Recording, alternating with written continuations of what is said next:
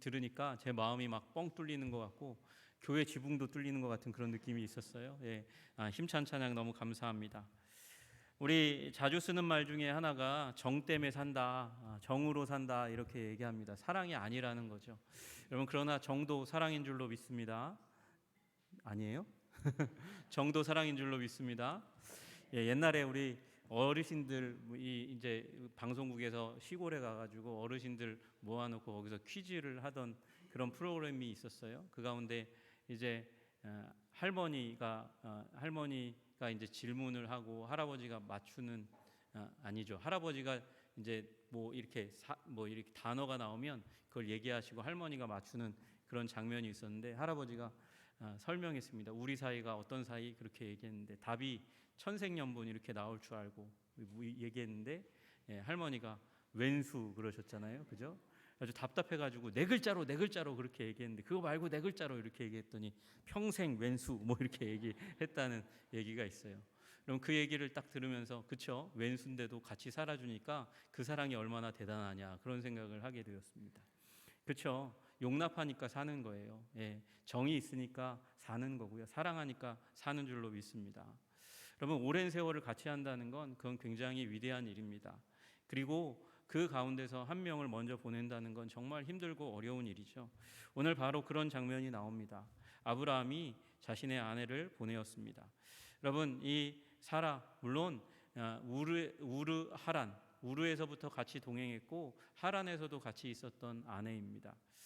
그 아내가 하나님 언약을 받은 이후에 25년이고 그다음에 오늘 이제 보니까 127세를 살았으니까 65세에 나왔으니까 아브라함과 더불어서 한 62년 동안 언약을 받고 언약의 인생을 함께 동행했어요. 그 전부터 같이 살았고 언약의 인생만으로도 62년을 살았으니까 얼마나 오랫동안 아브라함과 동행했습니까?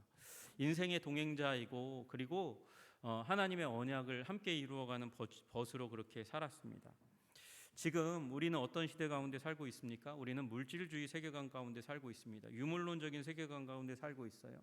그래서 깊이 영향을 미쳐가지고 영혼은 별로 중요하지 않아. 물질이 중요한 거지. 그래서 사람들이 일어나서 잠자는 때까지 무엇을 쫓고 살아갑니까? 돈을 쫓고 살아가는 이 시대 가운데서도 누군가가 소천하면 하나님께서 부르셨다고 하면 죽었다고 하면 여러분 그건 굉장히 큰 사건입니다. 사람들이 그 얘기를 소중하게 생각하고 가서 예를 갖추려고 하고 그리고 그의 마지막 가는 길을 그렇게 기도하고 축복하려고 하는 것이 우리 인간의 인지상정입니다. 여러분 그러면 아브라함 시대는 어떠했겠습니까? 죽음과 장례는 굉장히 무거운 것이고 가치 있는 것이고 소중한 것이었을 겁니다. 그래 마찬가지입니다. 아브라함에게 사라는 그런 존재였고 이 장례는 너무도 중요한 장례입니다. 그래서 아브라함은 이 사라를 위해서 슬퍼하며 애통했다 이렇게 이야기합니다. 슬퍼하는 것, 슬픈 마음을 가지고 있었을 뿐만 아니라 엉엉 울었다는 것, 애통했다는 말은 소리내어 울었다는 것입니다. 아브라함은 그리고 그 아들 이삭은 그리고 그 온 가정의 종들은 애도의 필수인 슬픔을 울음을 그 장례 앞에서 표시했을 겁니다. 그리고 거기서 끝나지 않죠. 장례는 절차가 중요합니다. 잘 마무리해서 그래서 장지에 모셔야 되니까 아브라함도 어떻게 하면 사라를 잘 장례 치를까 고민했습니다. 여러분 중동은 매우 더운 날씨니까 그날 별실에 안치를 해야 돼요. 그래서 아브라함은 슬퍼하고 그리고 애곡하는 것을 멈추고 나아갔습니다. 어디로 가나 보았더니 해쪽 속에게로 갔다 이야기합니다. 해쪽 속이 모여있는 성 기럇 아르바 성의 성문에 가서 거기에서 해쪽 속에게 말하기 시작합니다. 그가 그 사람들 앞에서 뭐라고 얘기하냐면 자기를 먼저 소개합니다. 나는 당신들 중에 나그네요 거류하는 자이니 내게 나의 죽은 자를 매장할 소유지를 주어서 장사 치를 수 있게 해주십시오. 그렇게 요청합니다. 해족속이요. 이 아브라함이 이렇게 요청하는 그 가운데 뭐라고 대답하냐면 내 주여 우리 가운데 있는 하나님이 세우신 지도자여 이렇게 얘기합니다. 아브라함이 누구라고요? 주라고요. 주. 그러니까 굉장히 권위 있는 사람으로 인정해주고 거기서 끝나는 게 아니라 우리 가운데 있는 하나님의 세우신 지도자라고 인정을 해줘요. 아마 아브라함은 나그네였고 체류하는 사람이었음에도 불구하고 저명한 인사였고 그 지역 사회에서 중요한 일이 있으면 아브라함에게 가서 물었고 아브라함은 그에 대해서 대답을 해줄 수 있는 그 방향, 해법을 알려주는 사람이었고 그 해법의 근원에는 누가 있었어요? 하나님이 계셨어요. 그러니까 우리 가운데 있는 하나님이 세우신 지도자, 당신은 그런 존재이시니 그러니까 묘실 중에서 좋은 거 택해서 거기다 장례 치르십시오. 누구도 자신의 묘실 가운데 당신이 선택했다고 그걸 금지하거나 방해하는 사람 아무도 없을 것입니다. 그렇게 하십시오. 그렇게 이야기합니다. 여러분 지금 해족속은 아브라함에게 무료 장례의 기회를 주고 있는 거예요. 여러분 지금 아브라함은 그런 특권을 받을 만한 가치 있는 분이라고 VIP라고 당신의 명성은 이 땅 가운데 깊이 뿌리 내렸고 당신의 평판은 훌륭하고 위대한 것입니다. 그러니 마음대로 하십시오. 그렇게 이야기해 주고 있는 것이죠. 여러분 그런데 아브라함은 그 말을 딱 듣고서 가서 장례를 치르지 않습니다. 오히려 몸을 굽혔다 그래요. 첫 번째 저는 이 말씀을 뭘로 제목을 지을까 하다가 아브라함의 삼고초려라고 할까 그렇게 하다가 세 번이나 이렇게 요청을 하는 장면이 나오니까 삼고초려로 할까 하다가 맞췄는데 이 이름을 막벨라 굴에 장례 치른다는 이 말씀을 제목을 지었는데 여러분 그러니까 여기서 끝나지 않고 아브라함은 몸을 굽혀요. 오히려 더 공손한 태도로 그들 앞에 이야기합니다. 당신들의 뜻이 이 나의 죽은 자를 잘 장사하는 것일진데 그러면 부탁드립니다. 에브론에게 여기 지금 이 성에 내가 원하는 땅이 있는데 그 땅이 에브론의 땅입니다. 에브론에게 구해서 막벨라 굴을 내게 주도록 그렇게 허락해 주십시오. 그렇게 이야기합니다. 그것도 그냥 이 앞서서 첫 번째에는 그냥 허락했거든요. 그런데 충분한 대가를 받고 그 굴을 내게 파십시오. 매장할 소유지로 삼게 해 주십시오. 그렇게 이야기합니다.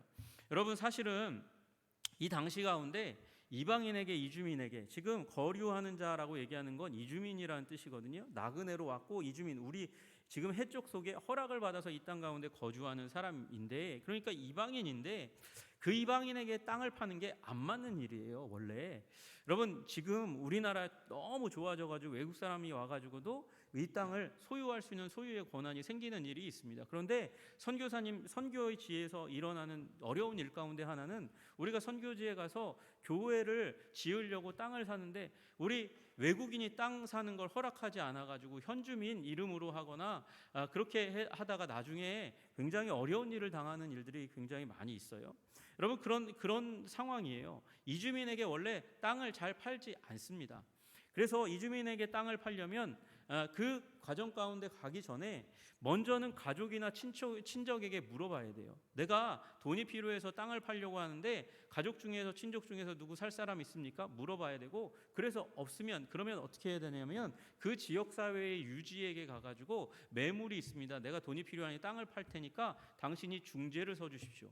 그래야만 이 사람이 이 지역사회 가운데 문제의 인물이라고 그렇게 비난받고 그리고 차별당하지 않고 살아갈 수 있는 거거든요.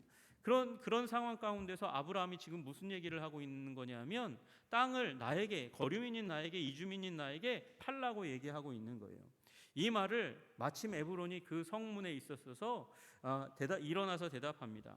이 성문에 들어온 모든 사람이 듣는 가운데 자기의 명예가 지켜져야 되니까 그 가운데 주여 그리 마시고 내 말을 들으소서 내가 당신에게 그냥 드리겠습니다. 무상으로 드리겠습니다. 내 동족 앞에서 공식적으로 드리겠습니다. 그냥 그 땅 막벨라굴에 장사를 치르십시오. 그렇게 얘기합니다.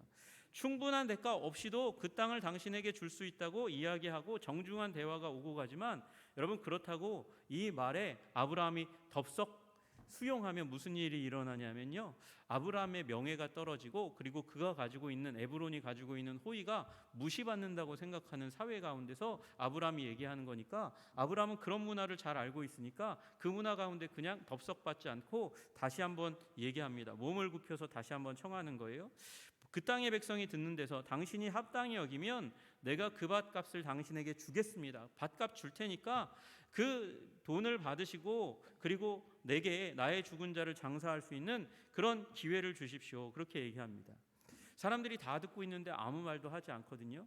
친족들도 친지들도 아무도 문제하지 않고 첫 번째, 두 번째 부분에서 이미 한 얘기가 있으니까 뭐라고 얘기 못하는 가운데 에브론이 값을 이제 제시합니다. 은 400세겔입니다. 그런데 당신과 나 사이에, 나와 당신 사이에 그 돈 400세겔이 무슨 문제가 됩니까? 그냥 가서 장사 치르셔도 됩니다. 그렇게 이야기하는 거예요. 여러분, 보통은요 이 사회 중에서 정찰제가 되어 있지 않은 사회는 굉장히 불투명한 사회잖아요. 우리나라도 옛날에 그냥 정찰제, 가격표 안 붙어 있을 때, 심지어 가격표가 붙어 있어도 애누리를 많이 할 수 있었던 시대에는 여러분 흥정하는 능력이 잘 사는 비결이었잖아요. 근데 요새 누가 슈퍼마켓에 가서, 여러분 백화점에 가서 가격 흥정합니까? 시장에서나 그렇게 할 수 있지만 가격 흥정이 후진국이면 후진국일수록 더 깎을 수 있는 비율이 높아지잖아요. 보통 이 시대 가운데서는 2배 정도를 부르는 거예요. 원래 가격의 2배 정도를 부르는 거예요. 그러니까 원래 적정한 가격은 200세겔 정도 됐을 겁니다. 그런데 에브론이, 그 아브라함도 그런 문화를 알지만, 그러나 200세겔에 흥정해서 깎아서 그 땅을 살려고 하지 않고 400세겔을 다 지불해서 삽니다. 흥정도 없이 협상도 없이 애누리도 없이 그냥 사버리는 거예요.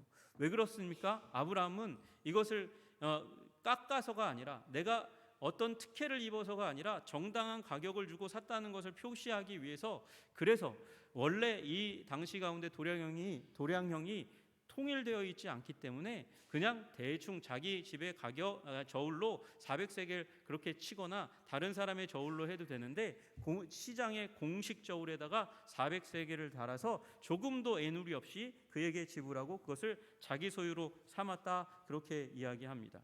여러분, 400세겔이라는 말은 굉장히 큰 돈이에요. 10세겔이 한 사람의 노동자나 장인의 연봉, 1년 동안 벌 수 있는 돈이라고 생각하면 400세겔은 40년 연봉이에요. 40년 연봉. 그러니까 40년 연봉을 지금 아브라함이 치루어서 그 땅을 자기 땅으로 삼았으니까, 이 땅은 결코 작은 땅이 아니고 값싼 땅이 아니고 귀중한 땅이고, 그 귀중한 땅을 아브라함이 값을 다 치르고 샀다고 이야기하고 있습니다.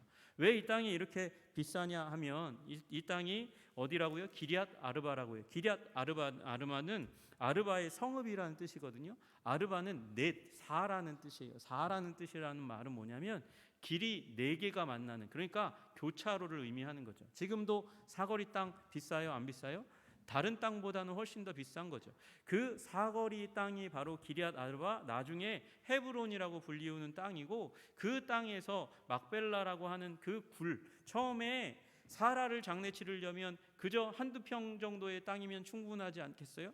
그런데 아브라함은 그렇게 얘기하지 않고 막벨라 굴을 얘기하고, 그리고 이 에브론은 뭐라고 얘기하냐면 막벨라 굴만 아니라 그 밭도 함께 팔려고 지금 얘기하고 있고, 아브라함은 그걸 400세겔을 주고 샀다고 이야기하고 있는 것입니다.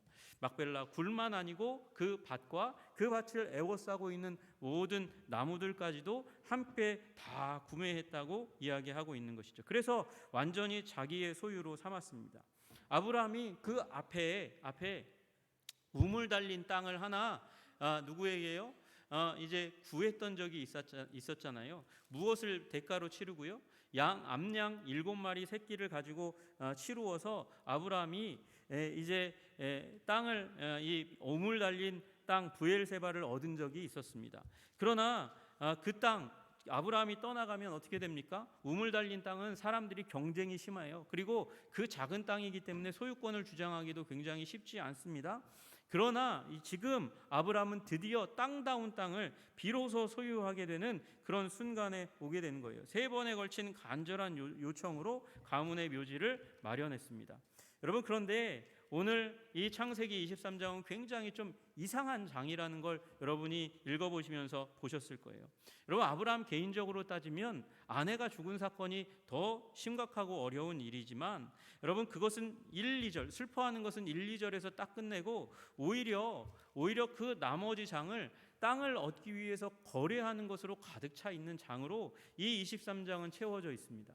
그래서 어떤 사람은 사라를 향한 애도는 짧고 그리고 땅을 사려는 시도는 길다고 그러면서 아브라함의 진심을 그렇게 오해하는 분도 있어요. 사라를 향한 사랑이 정말 있었나? 뭐 이렇게 얘기하는 사람들도 있는 거죠.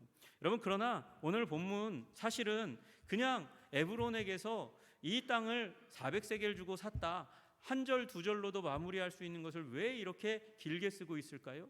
이 과정이 너무도 중요하기 때문에 그래요. 다만 아브라함에게 중요한 것이 아니라 그 후손들에게도 중요한 것이고 그 동기도 너무도 중요하기 때문에 이렇게 길게 기록해 놓고 있는 것입니다. 첫째, 이것이 왜 중요하냐면 동기가 나그네임을 기억하고 한 행동이기 때문에 너무 중요합니다. 여러분, 이 기럇 아르바의 사람들이 해족속이 아브라함을 뭐라고 부릅니까? 주라고 불렀습니다. 우리 가운데 거하시는 하나님의 지도자라고 그렇게 명명했습니다. 아브라함은 그러니까 인정받고 있는 거예요. 명성도 있는 사람이었고요, 세력도 있었습니다. 세력을 뭘로 대표합니까? 돈이 얼마나 많은가, 물질이 얼마나 많은가, 소유가 얼마나 많은가. 그는 소유도 많고 돈도 많고 그리고 종들이 그냥 집에서 종노릇만 하는 사람들이 아니고 한 번은 나가서 전쟁을 치를 만큼 힘 있는 자들이었습니다. 그러니까 세력이 있는 거예요. 유일한 핸디캡이 하나 있었잖아요. 자녀가 없는 것이었어요. 그런데 하나님께서 자녀를 주셔서 아들이 생겼고 지금 사라가 죽을 날이 127세니까 90세에 아기를 낳았으니까 37세 나이가 되었습니다. 그러니까 장성했어요. 이제 뭐 사건 전쟁이 아니고서는 죽을 일도 없어요. 하나님이 그 약점도 채워주셨어요. 정치적인 위상은 어떻습니까? 아비멜렉과 어깨를 나란히 할 만큼 당당한 그런 입지가 있는 사람이었어요. 여러분, 그 아브라함은 지도자이고 저명한 인사로 이 땅 가운데 뿌리 내리고 그리고 인정을 받았습니다.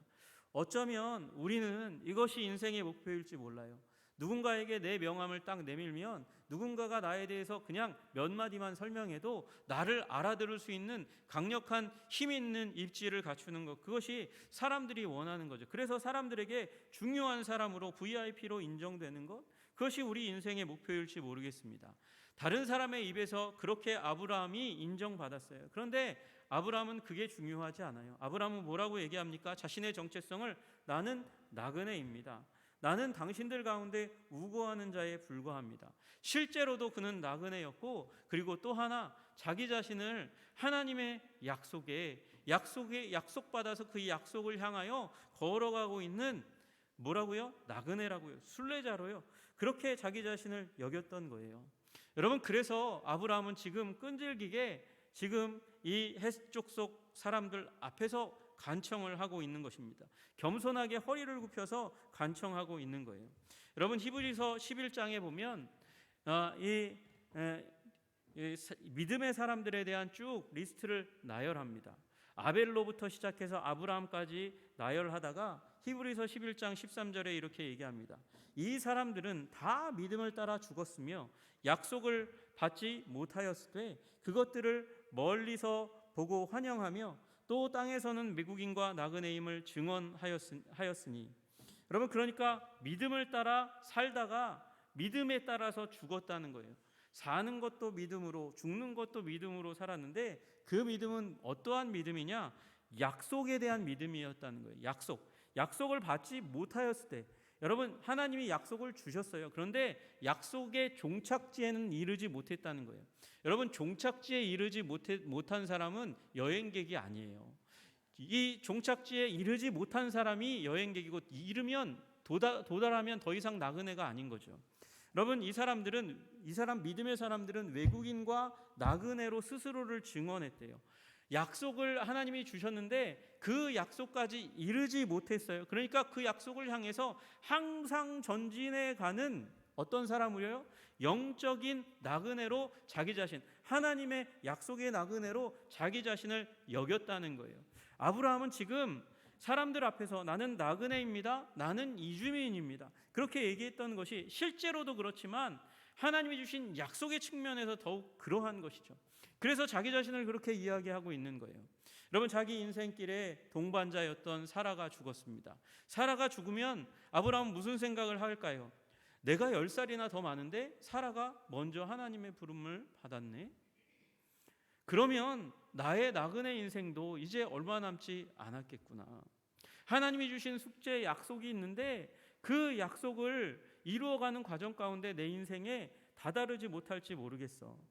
그러나 하나님께서 주신 약속의 나그네이니까, 그러나 내가 숨쉬고 있는 순간까지는, 내 심장이 뛰고 있는 그 순간까지는 하나님의 약속이라는 그 목적지를 향해서 한 발자국 더 가야지, 더 나아가야지, 더 나아가야지. 여러분, 이 여행, 그 목적지를 향해서 다 다다르지 못한다 할지라도 멈추면 그는 낙오자가 되는 거예요. 여러분, 아브라함은 언약에 있어서 낙오자가 되기를 원치 않았고, 그래서 한 발자국을 내딛기 원했고, 그래서 하나님이 주신 그 약속 가운데 남아있는 것이 무엇인가, 내가 더 이루어 드릴 수 있는 것이 무엇인가를 고민하는 것이죠. 하나님께서 그의 이름을 명성 있게 하셨습니다. 창세기 12장 1절에 하나님께서 내 이름이 창대케 되겠다고 말씀하셨잖아요. 그러니까 크게 될 것이라고 말씀하셨으니까 그것도 이루어 주셨어요. 허다한 자손들을 주시겠다고 말씀하셨지만 그 시작으로 이삭도 주셨어요. 그런데 아직 하나님께서 이 땅 가운데 왔는데 62년의 시간이 지났는데도 불구하고 아직 그 언약 부분에서 조금도 성취되지 못한 부분이 있다고 여긴 거예요. 그게 뭡니까? 땅이라는 것이죠. 그래서 땅을 얻기 위해서 아브라함은 믿음으로 약속을 붙잡고 나아가고 있는 것이에요. 여러분, 여러분의 인생 가운데 하나님이 주신 사명이 있습니까? 하나님이 주신 이 약속이 있습니까? 그 약속 붙들고 사명 붙들고 전진하시는 나그네 삶 살아가시기를 주님의 이름으로 축복합니다. 주 예수를 믿으라, 그리하면 너와 내 집이 구원을 얻으리라 말씀하셨습니다. 그것이 여러분에게 주신 복임과 동시에 사명인 줄로 믿으시기를 주님의 이름으로 축복합니다. 내 가족 가운데 아직 믿지 못하는 자가 있다면 여러분, 나그네 인생 가운데 나를 통하여 그 언약을 이루어 주시옵소서 한 발자국 나아가시는 여러분들 되시기를 주님의 이름으로 축복합니다. 여러분, 하나님께서 여러분에게 주신 사명이 또 무엇입니까? 직업이 사명일 수 있어요. 여러분, 하나님께서 저를 부르셨을 때, 은혜를 막 부어주실 때 제가 기도하다가 이상하게 제 마음 가운데 이런 문장이 제 비전으로 떠올랐습니다. 주님, 제가 하나님의 말씀을 말씀답게 설교하는 설교자가 되기를 원합니다. 하나님의 말씀을 말씀답게 설교하는 설교자가 되기를 원합니다. 그게 저의 기도가 되었고 여기까지 이끌어왔습니다. 저는 제가 완벽하다고 얘기하는 것도 아니고 훌륭하다고 얘기하는 것도 아닙니다. 다만 언약을 주셨고 약속을 주셨고 사명을 주셨고 한 발자국 한 발자국 나아가고 있다는 것이죠. 여러분, 여러분에게 주신 사명과 소명을 붙들고 하나님의 약속을 붙들고 한 걸음씩 한 걸음씩 그 목적지에 도달하지 못한다 해도 한 걸음씩 나아가는 나그네 인생 살아가시기를 주님의 이름으로 축복합니다.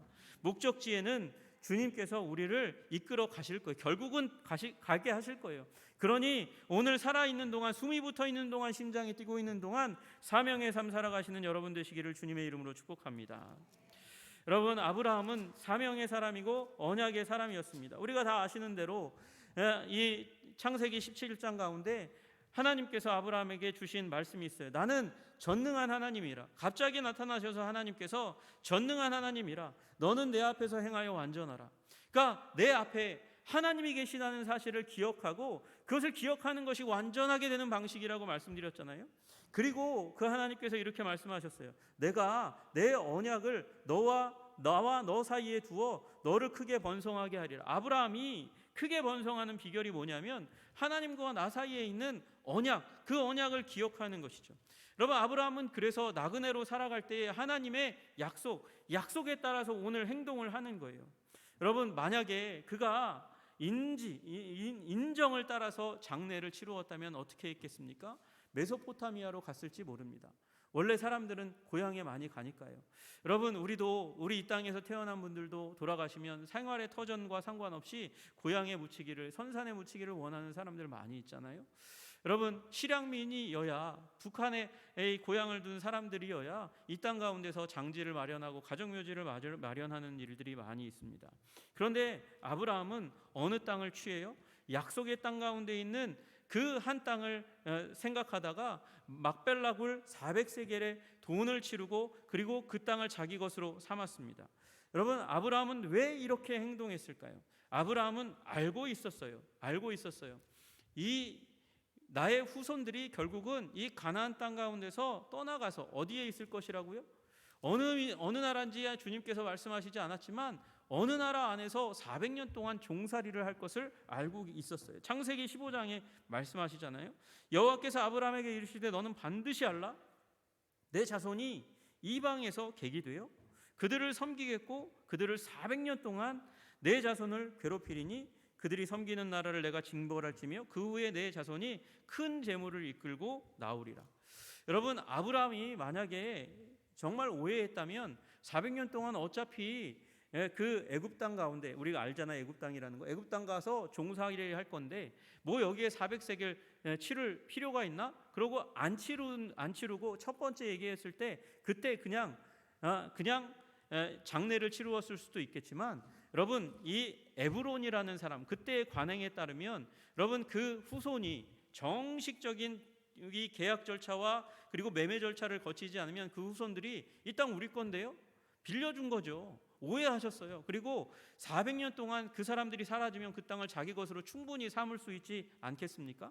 그러니까 아브라함은 그런 일들이 일어나지 않도록 하기 위해서, 또 자기의 자손들이, 믿음의 자손들이 이 땅은 우리 땅, 어디 땅이요? 막벨라 굴만 아니라 막벨라 굴이 있는 이 헤브론 땅만 아니라 가나안 땅 전체가 하나님께서 우리에게 주신 이 약속의 땅이라는 것을 완전히 각인시켜 주시기 위해서, 그래서 400세겔을 값으로 치르고 이 땅은 우리 땅, 사라를 장례 치른 땅, 다른 유골들은 다 빼내어 버리고 우리 가족 묘지로 삼는 거죠.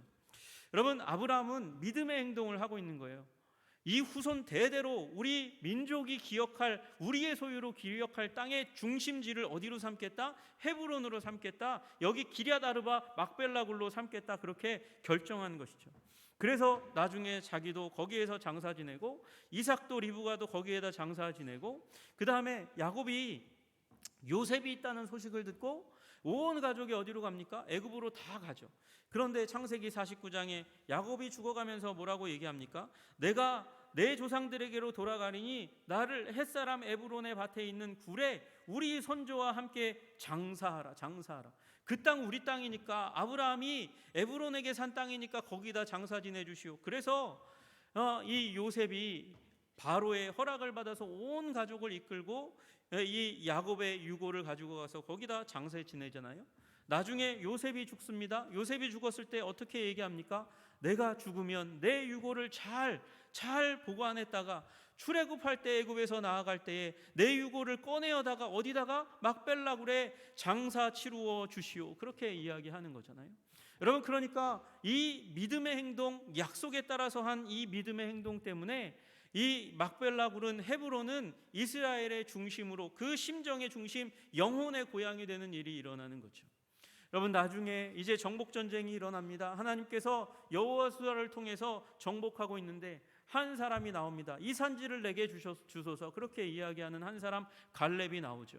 여러분, 갈렙이 이 산지를 내게 주소서, 이 산지를 정복하기 위해서 하나님께서 내게 체력을 주셨고 은혜를 주셨고 나도 준비해 왔습니다. 그런데 어떻게 이 정복 전쟁에서 나를 소외시키실 수 있습니까? 가서 정복할 기회를 내게 주십시오. 그리고 그 땅의 이름을 뭐라고 기억하고 있냐?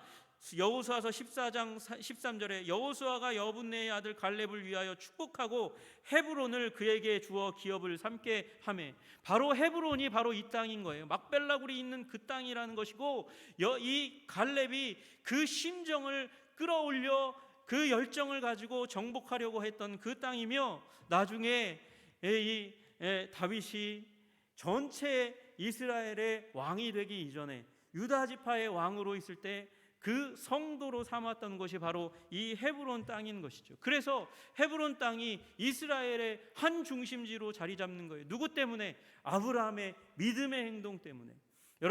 여러분이 믿음의 행동으로 한 사건을 헌신하여 대가를 치르며 여러분 행동하시면, 그것이 여러분의 가족과 후손에게 놀라운 영적인 이정표와 재산이 될 줄로 믿으시기를 주님의 이름으로 축복합니다. 여러분, 그러니 언약을 따라, 하나님이 주신 은혜를 따라 오늘 과연 하나님께서 나에게 어떤 일을 이루시기를 원하는가 고민하시고 행동하시는, 믿음으로 행동하시는 여러분 되시기를 주님의 이름으로 축복합니다. 여러분, 이 행동은 나그네로서 자기의 정체성을 각인하고 약속을 지켜 행동한 것입니다. 또한 이것은 가족 사랑의 행동이었다는 사실은 우리 기억해야 합니다. 여러분 이곳이 어디라고요? 어디 근처라고요? 마므레 근처라고 그렇게 말씀하고 계세요. 여러분 마므레 근처라는 말은 아브라함이 오랫동안 거주했던 지역이라는 것을 의미합니다. 여러분 17절에 마므레 앞 막벨라에 있는 에그론의 밭, 거기 막벨라굴에 이제 자리를 잡아서 장례를 치루었습니다. 여러분 이 마므레는 가나안 땅 가운데 하나님께서 와가지고 이제 롯과 결별한 후에 그 후에 오랫동안 지냈던 정착지였습니다. 이곳에서 메소포타미아 연합군에게서 롯도 구출하는 그 삶의 근거지도 바로 이곳이었고, 또 하나님의 은혜로운 방문을 받았던 것도 바로 여기 마므레였습니다. 그러니까 이곳은 어떤 곳입니까? 가족이 오랫동안 살았으니까 아내에 대한 오랜 추억이 깃들여져 있는 곳이 바로 이 마므레 인근이었다는 것이죠. 그리고 이곳은 하나님이 오셔가지고 직접 사라와 아브라함을 만나주신 하나님 체험이 있는 장소였습니다.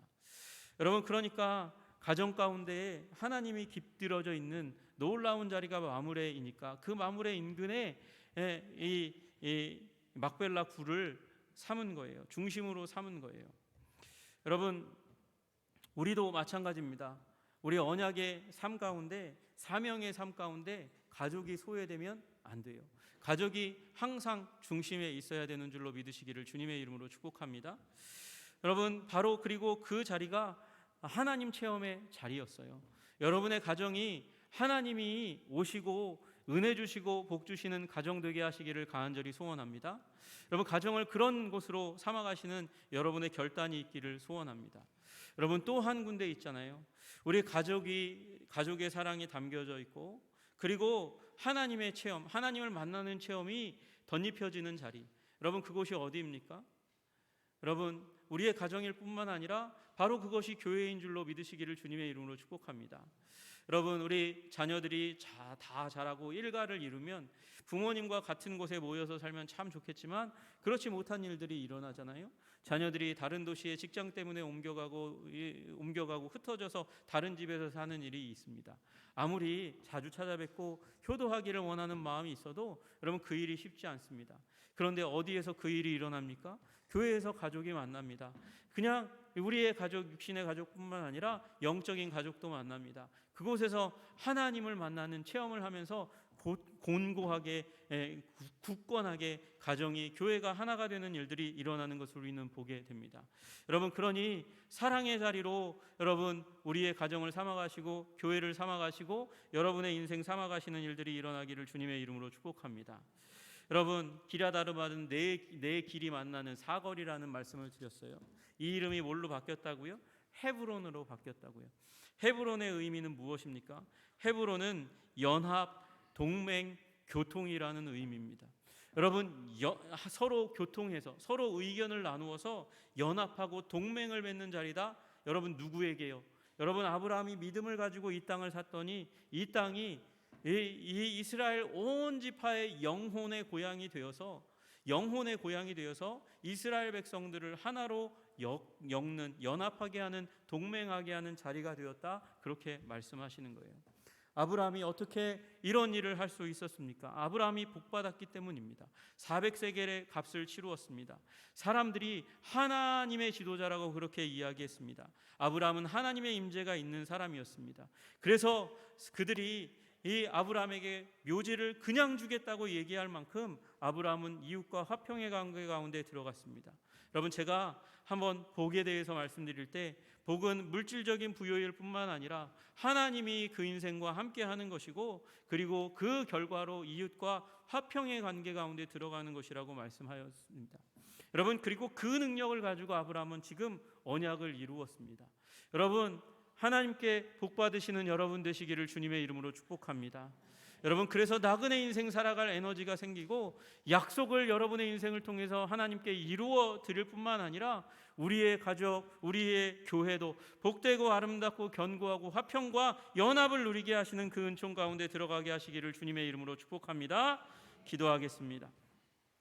하나님 아버지, 우리 가족이 정말 아름답게 견고하게 설 수 있도록 주님 도와주시옵소서. 우리 교회가 견고하고 아름답게 서게 하여 주시옵소서. 그것은 많은 물질을 얻는 것이 아니라 하나님의 은혜 가운데 서는 것입니다. 하나님의 은혜 가운데 서서 하나님의 언약을 이루어 드리는 나그네로서의 인생 아름답게 살아갈 수 있도록 주님 도와주시옵소서. 주님께서 우리의 가정과 우리의 교회를 그렇게 복되게 아름답게 힘있게 견고하게 지켜주시기를 간절히 소원하며 우리 주 예수 그리스도 이름 받들어 기도드리옵나이다. 아멘.